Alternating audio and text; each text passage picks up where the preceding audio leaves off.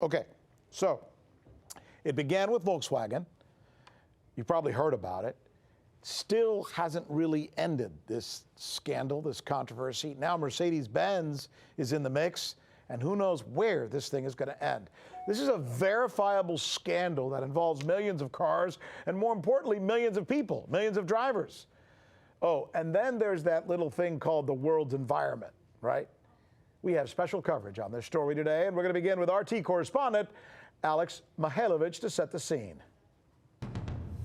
A promise quickly turned black and became what is known as Dieselgate. One of the most trusted companies in the auto industry was caught in a lie. Following up on a 2014 California-based study that looked into emissions discrepancies between European and U.S. vehicles, in September 2015, the U.S. Environmental Protection Agency issued a notice of violation of the Clean Air Act to German carmaker Volkswagen. I think it's fair to say that we're quite concerned by some of the reports that we've seen about the conduct of this particular company. But ultimately, this is the responsibility of the EPA to take a look at it, and that's exactly what they're doing. That same month, Volkswagen admitted to installing software in its diesel cars that turned on pollution controls when vehicles were being tested and switched them off during everyday driving. The software made it look as if the cars met tough U.S. limits on harmful pollutants, known as nitrogen oxides. In fact, the vehicles were emitting up to 40 times more nitrogen oxides in real-world driving situations than what test results showed.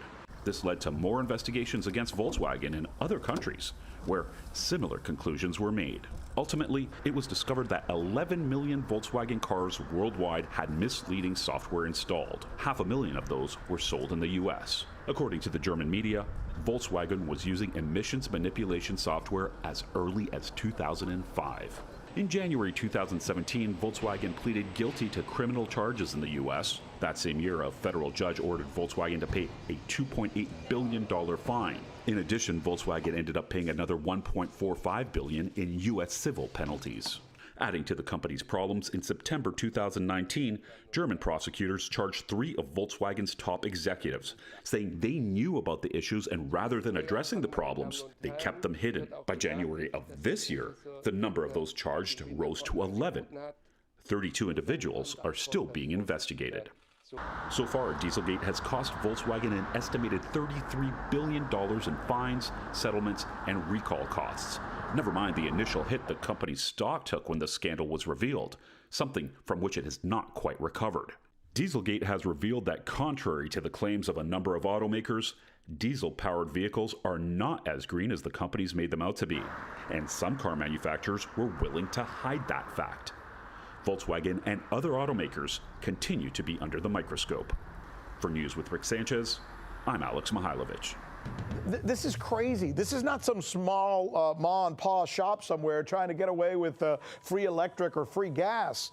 These are billion-dollar companies that we're talking about, caught cheating, red-handed. We're joined now by former UK Member of Parliament George Galloway. Also joining us is attorney Greg Coleman, who's the founder of Greg Coleman Law. Now, understand, Mr. Coleman, Counselor, are you handling some of these cases? Tell us just how big this is and how many other potential car manufacturers may be involved or may have done the same thing. Yes, and thank you. I am handling, along with others, especially in Europe. So what we know for sure is with respect to VW, as we just heard from your promo, that VW has admitted fault in the U.S., but here's the strange thing. They've done no such thing in Europe, where they are actually located and where they sold the vast majority of the cars that had the cheat emissions device. And so that's what I've been working with, along with others, to form the Diesel Emissions Justice Foundation in order to make sure that justice can be had for those consumers all throughout Europe. And just to clarify, I'm reading reports that not just Mercedes, but BMW, Fiat, and perhaps some other companies may have been involved or done something similar. Is that true? Absolutely. As we know, the spearhead, if you will, was VW. But in addition to VW, we know, for example, that Fiat has settled in the United States. We know that Mercedes is currently in litigation in the United States. We know that there are other very large manufacturing players. Because this is such a widespread issue, it's going to involve many, many others in addition to the main players. George Galloway is joining us from London. George, what is your reaction, and what do you think is the general reaction in Europe, learning that these huge corporations would be trying to pull off something like this? Corporate giants prepared to lie and cheat and destroy the environment to make a bit of extra profit. Who would have thunk it, Rick? The reality is these people should never work again, as they say. Every penny that they made on sales to the United States and any other country to which they were doing so fraudulently must be taken from the company. I'd take sanctions against them. These people count on the fact that if caught, the punishment will not fit the crime. It'll be a big fine, but nothing like the fine that would warrant this crime, and they'll make it up in profits in the future. And it's up to us, the public in all countries, to make sure that that isn't the case. Just to add, perhaps it's a little unfair of me, that both Volkswagen and Mercedes-Benz were both, of course, vital organs of Hitler's Germany. So perhaps we needn't have expected ethical behavior from them. What do you expect this is going to result in? I mean, is this, I guess for full disclosure, Mr. Coleman, are you handling what, a class action suit on behalf of whom? On behalf of those impacted VW owners, for example, in the Netherlands. And then I'm glad you asked me that, because there's a new law that's just come into effect in the Netherlands under what's called the WAMCA. And I don't want to get too much into the weeds for your show, but we have filed the first of its kind writ in the Netherlands, outlining that we represent not only the 160,000 plus Dutch owners of these impacted vehicles, but also those impacted owners throughout the entire EU, and potentially, depending upon how the courts interpret our writ, the whole of Europe. It sounds like most of these companies are trying to get a quick settlement. I mean, I looked at the numbers, $1 billion here, another $500 million there. George, you were a member of Parliament. What can the leaders of European countries like the UK do to punish these companies, or should they? They certainly should. In parenthesis, Rick, I grew up dreaming that I would own an American car.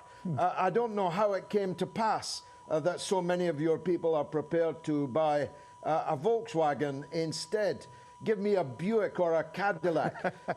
Now, the governments have full power. They could say to these corporate giants, you'll never work here again unless you pay us every penny, every cent of the profits you made during that fraudulent period when you were cheating from us, you were cheating your customers, and you were despoiling our environment. Politicians have the power.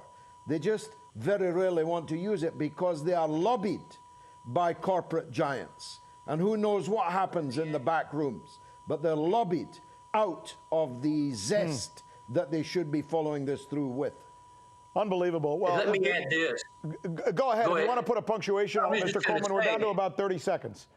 Yeah, what I was going to add on to what George just said, there was a report commissioned by the EU, and it found exactly what George was talking about, that there was a collusive effort, if you will, among these auto manufacturers to cheat consumers all around the world. Remember, this just isn't America. It's not just Europe. It's Brazil. It's Australia. It's Canada. So this is such a widespread thing, and they do need to be held accountable. This is a really important story. I'm glad we're doing it. I'm glad we had you gentlemen here to take us through it. Mr. Galloway, Mr. Coleman, thanks to both of you.